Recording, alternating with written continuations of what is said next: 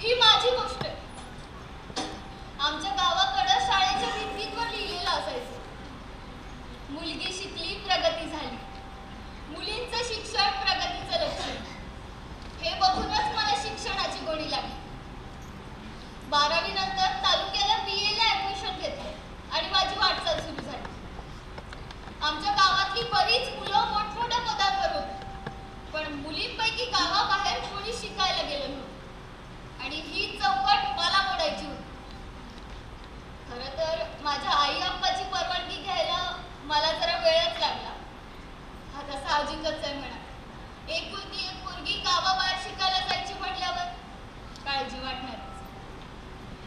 पण माझ्या जिद्दीसमोर त्यांचं काहीच चाललं नाही आणि माझ्या नव्या प्रवासाचा दिवस उजाडला.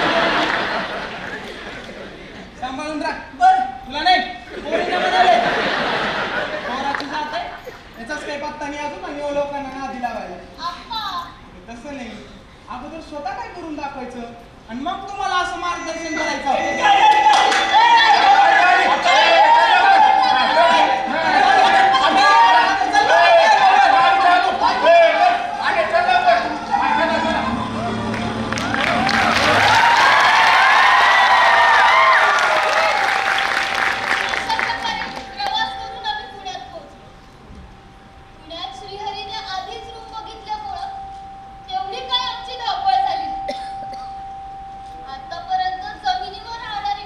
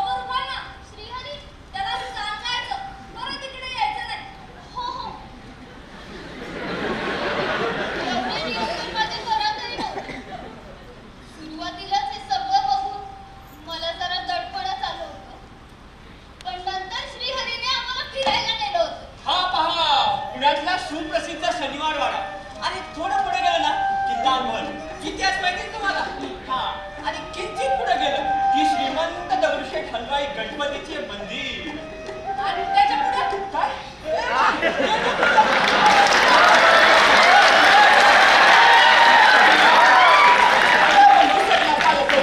आपण जो पहिला क्लास पाहिलाय ना काहीच काम असं नव्हतं पण हे बघा इथं लय भारी शिकवते आणि गल्लीत अभ्यास शिकत म्हणजे क्लास करायचा आणि डायरेक्ट अभ्यास शिकत आणि हा एक गोष्ट लक्षात ठेवा इथं लय जागा आहे फिरायला पण आपण इथं का आलोय अभ्यासाला तर अभ्यासच करायचा श्री इथं कुठेतरी पोहे भेटतात ना सुदामाचे बोय आहा या गल्लीत आहेत आणि मित्र आहे आपला तो खाऊ पण सकाळी आता आपण स्पेशल चहा घेऊ चहा द्यावं काका श्रीहरीच्या हे सगळं सांगण्यावरून वाटत होतं की त्याच्या पुण्यात बऱ्याच ओळखी आहेत. त्याच्याकडे बघून वाटायचं की या अनोळखी शहरात आपलाही एक सोबती आहे. चहा अरे मी नाही घेत चहा. काय तू चहा नाही घे अगं स्पर्धा परीक्षावाल्यांनी चहा न घेणं म्हणजे आजारी व्यक्तीने औषध न घेण्यासारखे ठीक आहे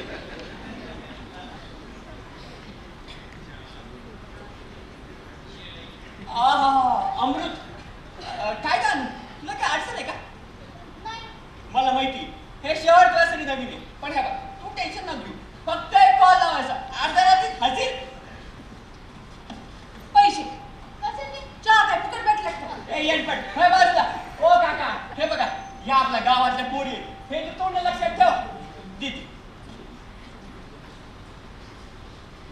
अजून एक चहा प्यायचा मला.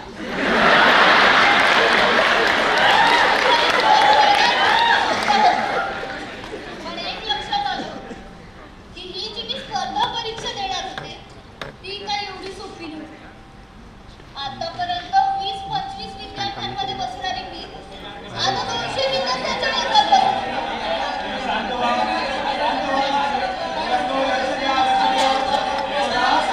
अरे माझा ऐकायचं असेल तर शांत व्हा. अरे आपण एमपीएससीचे विद्यार्थी ना असं गोंधळ करणं आपलं काम आहे का तुम्ही पुण्याचे दिसत नाही हा तर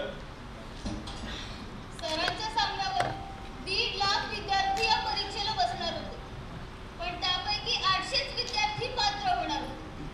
आता इतक्या विद्यार्थ्यांमधून पुढं कसं जायचं अभ्यास कसा करायचा काहीच ताळमेळ लागत नव्हतं. पहिले काही दिवस तर क्लासमध्ये काय शिकवतायत हे समजण्यातच गेले पण नंतर नंतर याची सवय झाली आणि अधूनमधून श्रीहरीचं मार्गदर्शन मात्र असायचंच. एमपीएससी ही काय साधी सुधी एक्झाम नाही तब्बल 2 वर्षाचा अनुभव आहे मला त्याला फक्त एक नियोजन लागतं. आता मी सांगतो तसाच एक टाइमटेबल बनवायचा आणि प्रत्येक विषयाला घंटा द्यायचा आणि आपला विषय किती हा इतिहास भूगोल गणित विज्ञान अर्थशास्त्र राज्यशास्त्र समाजशास्त्र चालू घडामोडी पर्यावरण मराठी आणि इंग्रजी आता तो सर लक्षात येणार ना गं आता मला एक सांग आपल्या इंग्रजीच्या मास्टरला कधी इंग्रजी येत होती आता कशी येणार पण हे बघ तू टेन्शन न घेऊ आपण सोबत अभ्यास करू मेहनत करू प्रयत्नही करू आणि हो ते कोणी म्हणलंय प्रयत्ने वाळूचे कजरा गणिता ते नाही कर ते इंग्रजी काय चीज ambition is the path to success and persistence is the vehicle. You are right. आणि सर्वात महत्त्वाचं एमपीए हे बाई काय टाइमपास चालू केलं अरे आप्पाचा फोन आहे. आपा निघा तुम्ही बसा हॅलो हा कुठे आहे आत्ताच क्लासमधून आले. मला देखील बोलायला. काय माहिती ना बोल हा. जेवली का गं माय? हो. आणि तब्येत कशी आहे गं तुझी? बरी आहे का? तुझ्यासारखी नाही की कधी आहेत पेपर आले आता आठवड्याभरातच. मग आपलं झालं का नाही नाही झालं अजून. आणि त्यांना सांग ना पण पेपर कुठे ढकलाला बरं ते बबी कशी आहे बरी आहे. आणि तो कटाळ्या सिरियल बघती. हा तो शिरे त्याचं बी चांगलं चाललंय अभ्यास. तुला कसं काय माहिती आता एकच क्लासमध्ये म्हणल्यावर क्लास बदल मग नमस्कार आहे तुम्हाला हो अण्णा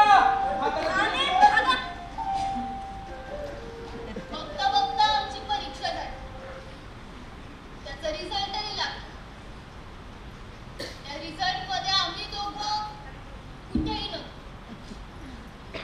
पहिले काही दिवस मी रूमच्या बाहेर नाही निघाले पण नंतर सामूहिक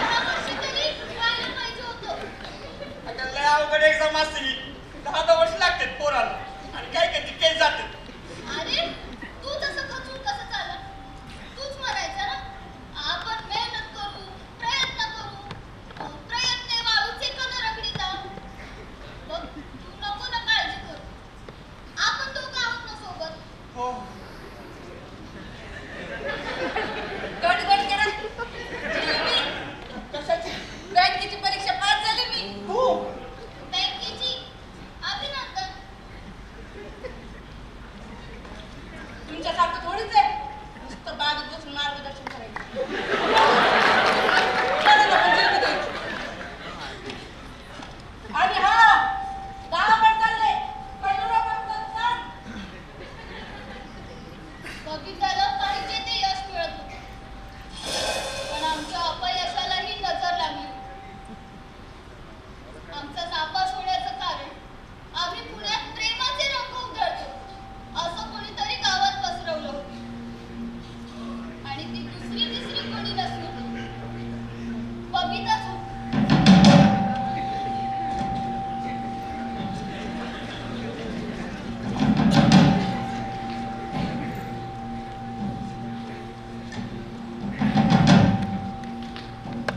होय, तुमच्या अनुज नाही होई ना मार्गदर्शन करायला मी पडले. येते का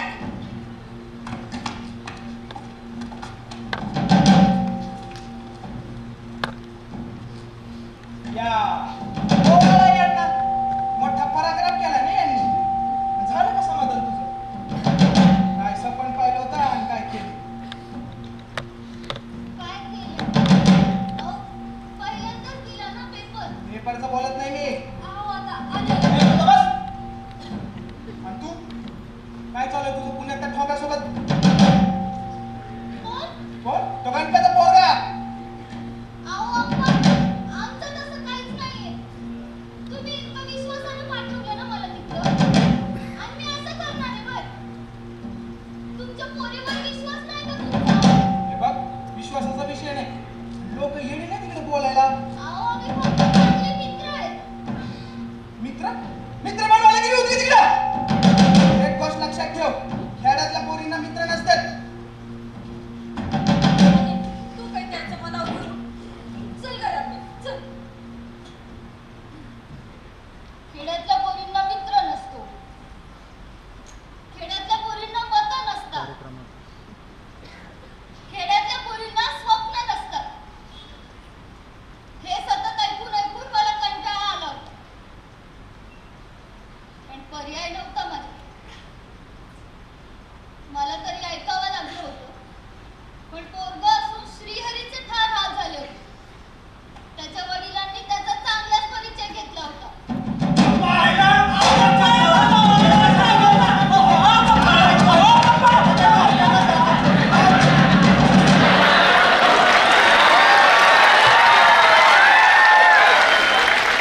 श्रीहरीचे आणि माझे शिक्षणाचे दरवाजे आता कायमचे बंद झाले होते. तो आता शेती करू लागला होता. आणि मला या, पाहुण्या, या.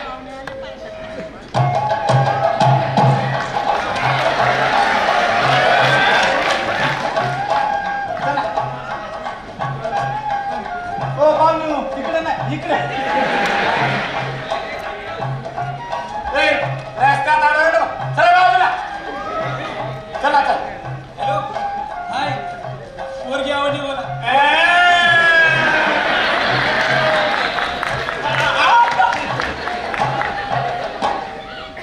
मग कसा वाटला पोरगा मला तर आवडला बघा. तुला?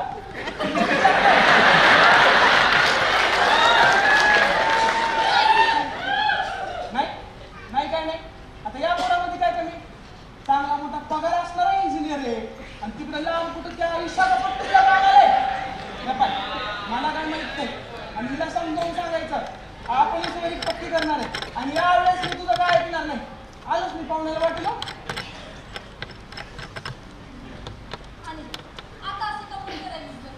जितकं करायचंय तितकं केलेलं जायचं तुझ्यासाठी. आता तू त्याच्या शब्दापुढे काही जाऊ नको. आणि या वेळेला मला बी जायचंच वाटायचं. अगं, आपल्या पोरीचं चांगल्या वेळेला लग्न व्हायला पाहिजे. तुझ्या सुखाचा संसार असला पाहिजे. हेच तर माझ्या पप्पाला वाटत असतंय. आणि ते बी तुझ्या मुलाचा विचार करायलेत ना. आता उगाच तू नाही म्हणू नको बरं. आई आणि अप्पा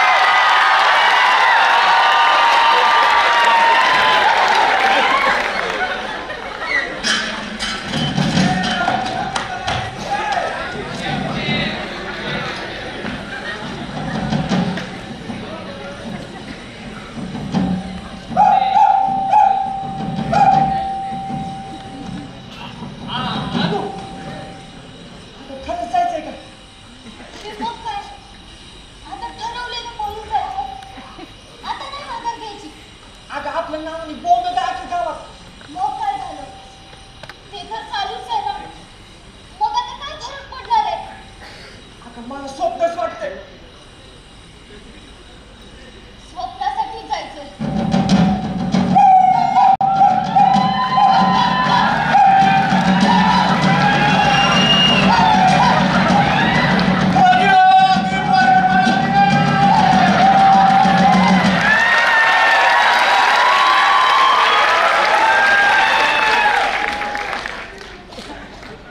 लोकांची पर्वा न करता उडाला आले तर होते. पण हे सगळं मला झेपेन की नाही याचा अंदाज नव्हता.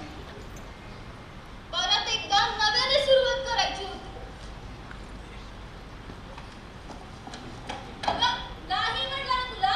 मागच्या वेळी दिली होती तुला रूम, तेव्हा तू न सांगताच निघून गेलीस. आणि आता माझ्याकडे जागाही नाही, काहीच नाही होऊ शकत. जा तू इथून. तुझ्या आधीचेच 500 रुपये बाकी आहेत ना, ते उगाच श्रेणीच्या वतीने द्यायचं डबे, पण आता नाही जमणार. हे बघ, आहे माझ्याकडे रूम, पण आधी डिपॉझिट द्यावं लागेल आणि एका महिन्याचा भाडा ऍडव्हान्स द्यावा लागेल.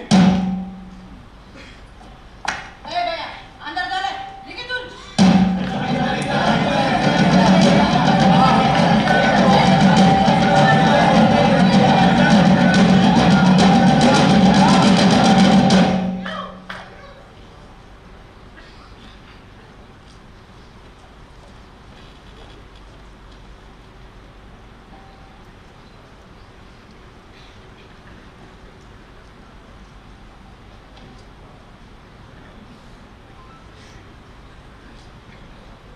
माझ्या समोरचे सगळे रस्ते बंद झाले होते आणि एकच पर्याय उरला होता.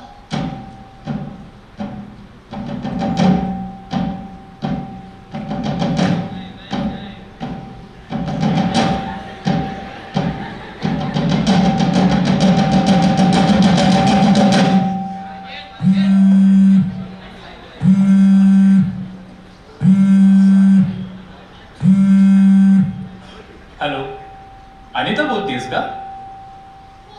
श्री हरीने तुझा नंबर दिलाय. तुझी अडचण सांगितली. तुला जॉब हवाय असं कळालं. आपली एक मुलींची अभ्यासिका आहे, त्याच्या व्यवस्थापनासाठी मला कोणीतरी होतकरू मुलगी हवी आहे. तू जर हो म्हणत असशील तर तुझ्या पगाराविषयी बोलूयात मग आपण. हो चालेल. कधी येतेस मग इकडे? आजपासूनच.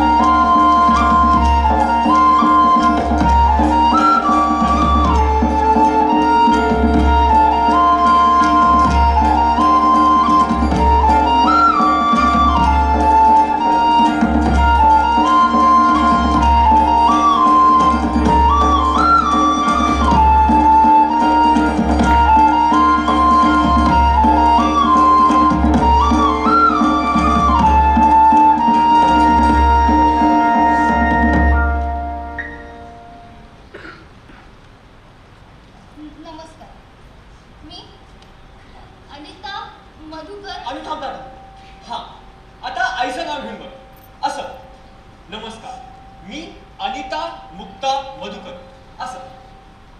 हां नमस्कार.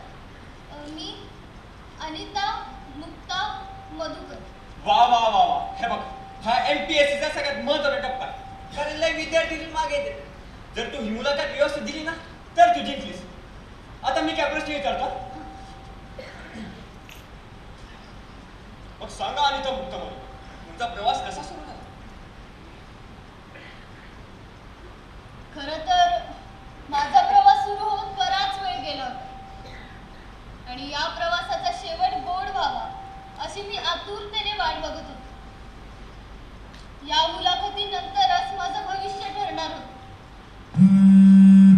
पण इतक्यातच हॅलो, काय? अहो कधी? पण काय झालं? काही नाही, तू इथे लक्ष दे. काही नाही. कोण बोलत होतं?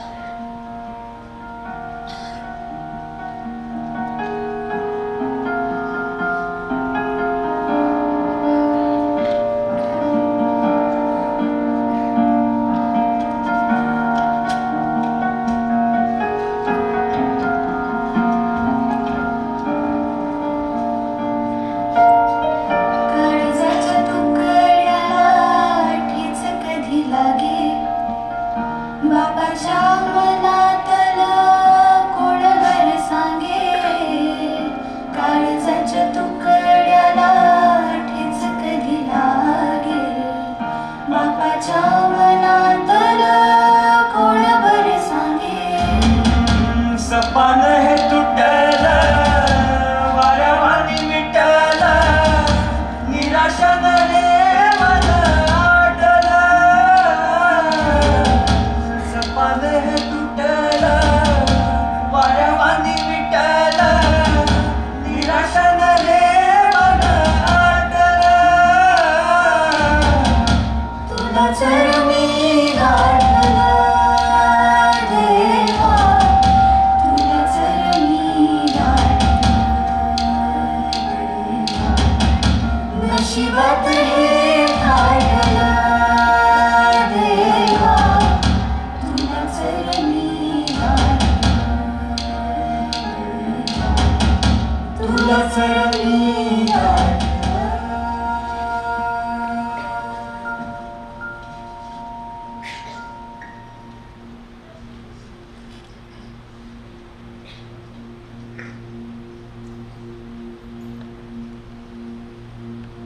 मी घर सोडून गेल्यामुळं आपण एवढं टोकाचं पाऊल उचललं होतं.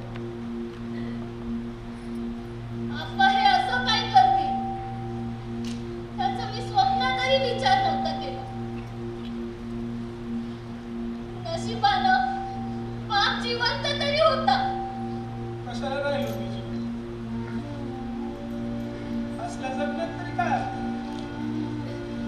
त्याच्या लेकीनंच आपलं काय ऐकलं नाही. काय ऐकलं नाही? अहो, लहानपणापासून तुमचंच तर ऐकत आली. माझी बी काही मतं असतील ना? मला माहितीये मी श्रीहरीसोबत पळून गेले याचा राग आलाय तुम्हाला.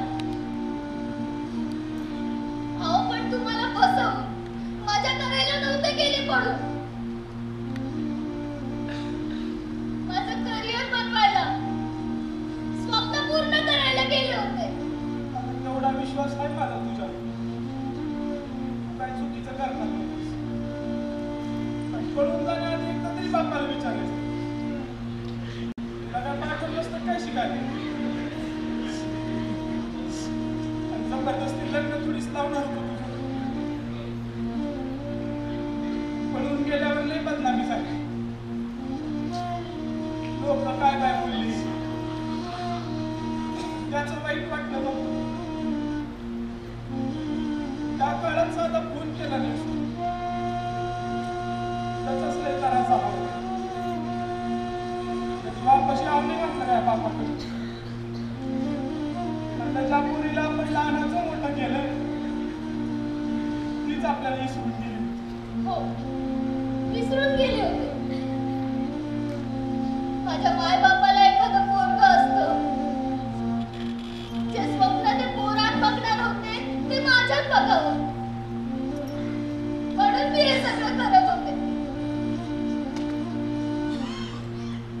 आप्पा, तुम्हाला जर काही झालं ना तर मी पण नाही जिवंत राहणार. अगं काय बोलायली हे?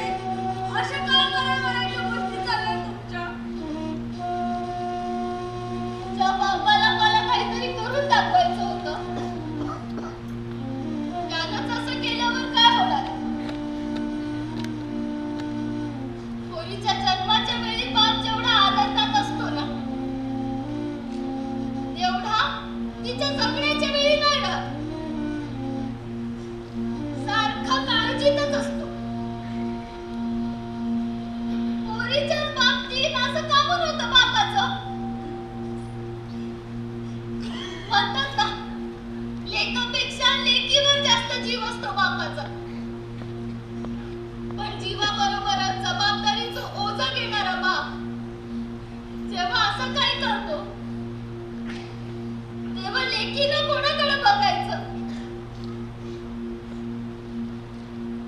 ज्या बापानं मला शिक्षणासाठी बाहेर पाठवलं होतं तो बाप जगात ताठ मानेनं फिरला पाहिजे, म्हणून मी हे सगळं करत होते.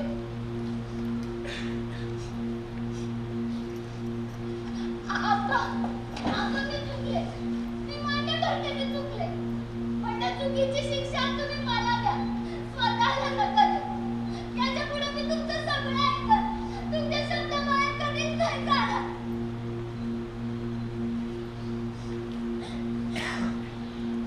कुठल्या बापाला वाटतं आपल्या पोरीचं वाईट बघून? आणि शिक्षणाच्या बाजारात आपलं लेकरू भरकटलं. त्या बापाने ताकद नाही पूर्ण नाही पूर्ण.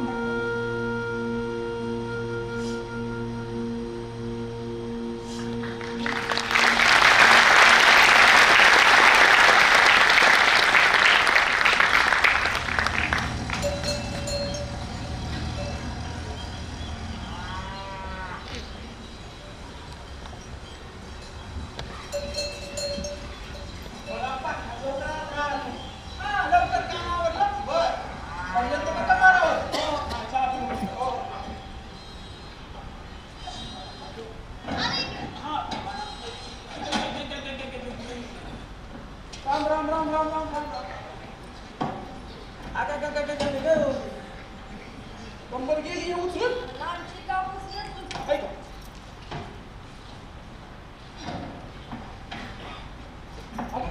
या, आता होती. पोरायसाठी काम केलं पोरगी. पण राग काय केलं नाही आता. पुन्हा मला कुठं कामाला लावलं? मी लावली कामाची. मनानंच करायचं काम सगळं. परत जायचं का पुण्यात? नाही आता. आपण तिथं मोबाईल तर खराब झालाय. तो तरी नीट करून आणा की. तिला काहीतरी बघायचं त्याच्यात. तिथं तालुक्याला जाऊन नवीन मोबाईल आणत होतो. थोडा राहिलेला कापूसून घ्या.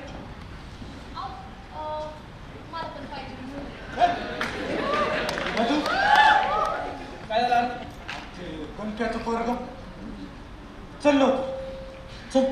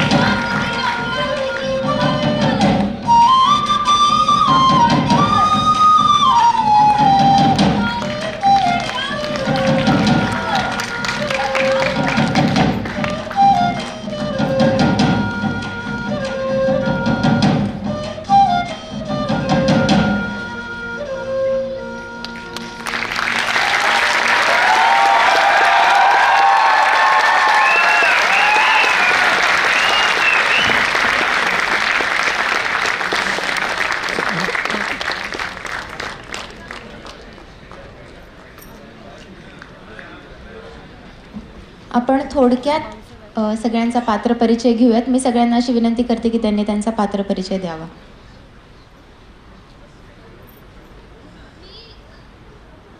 वैष्णवी सुनीता जगन्नाथ. मी या नाटकात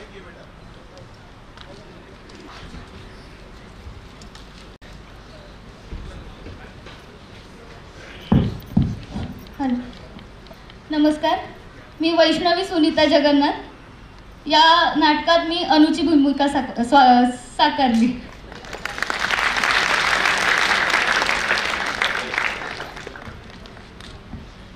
नमस्कार सगळ्यांना. माझं नाव प्रतीक ज्ञानदेव जंगाले आणि मी या नाटकामध्ये आप्पाची भूमिका साकारलेली आहे.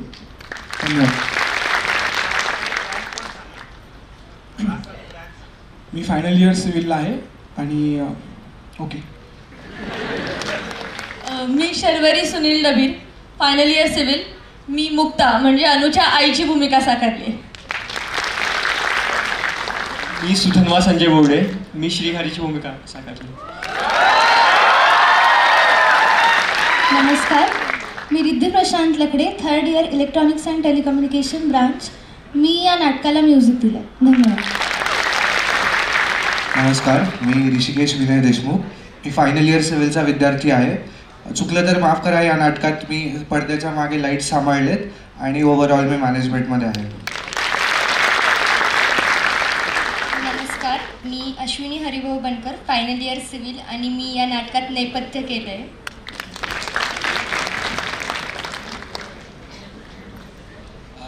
मी अभिजित नवनाथ गणगे, मी फायनल इयर सिव्हिलचा आहे.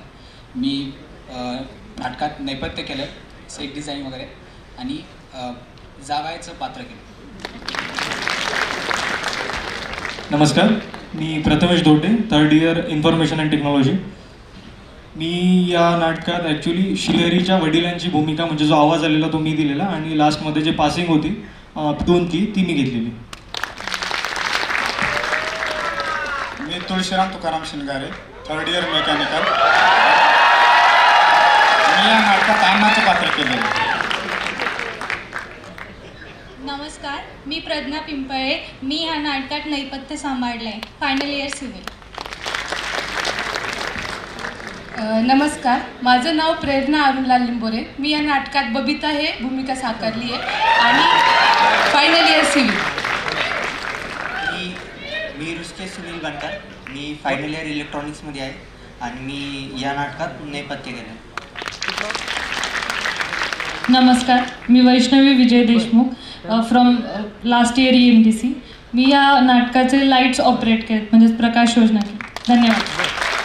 नमस्कार, मी Hrishikesh Panchal, final year electrical. या नाटकामध्ये लाईव्ह परकशन आणि बॅकग्राऊंड म्युझिक प्रोव्हाइड केलं. नमस्कार, मी Soham Makarand Naik, final year MTC. या नाटकात लाईव्ह आणि रेकॉर्डेड बासरी केली. या सगळ्यांसाठी एकदा जोरदार टाळ्या.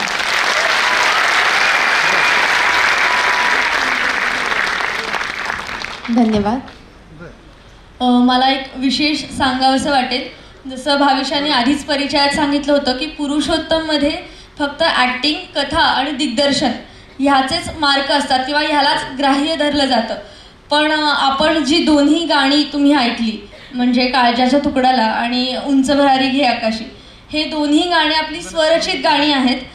रिद्धी लकडे, भाविशा दाशरथे आणि श्रेया देशपांडे या तिघींनी ही नाटकं लिहिली आहेत, संगीतबद्ध केली आहेत आणि गायली आहेत सुद्धा. या व्यतिरिक्त आणखी एक गोष्ट, पुरुषोत्तममध्ये नेपथ्यालाही तितकंसं म्हणजे एवढं मानलं जात नाही, पण तरीही आपल्या नेपथ्याचं विशेष कौतुक झालं होतं. तर एकदा नेपथ्याच्या टीमसाठी सुद्धा जोरदार टाळ्या. धन्यवाद. धन्यवाद. कार्यक्रम मी वैष्णवी काळे.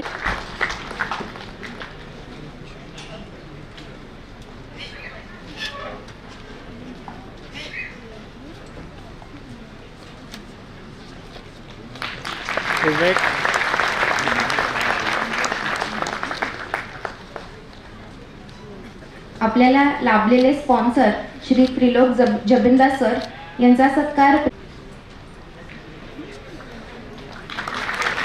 प्लीज. ओके. आपल्याला लाभलेले दुसरे स्पॉन्सर श्री स्वराज सुरेश तांदळे सर.